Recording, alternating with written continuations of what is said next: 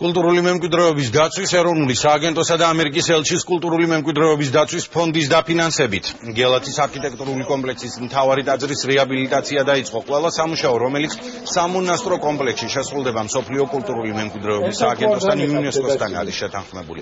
პირველ ეტაპზე დაიწყება ქვის კონსერვაცია, საბოლოოდ კი ტაძარი მოჭიქული გრანიტით გადაიხურება. მოჭიქული კრამიტი საქართველოში სპეციალურად დამზადდა ადგილზე მოეწყობა ტურისტული ბილიკები, საინფორმაციო დაფები და სხვა ინფრასტრუქტურა.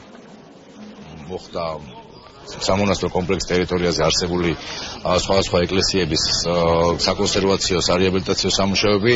წელს უკვე დაიწყო ღვთისმშობლის ტაძრის, მთავარი ტაძრის სარეაბილიტაციო, რაც გულისხმობს სახურავის სრულიად გამოცვლას, მხატვრობის კონსერვაციას, ქვის კონსერვაციას.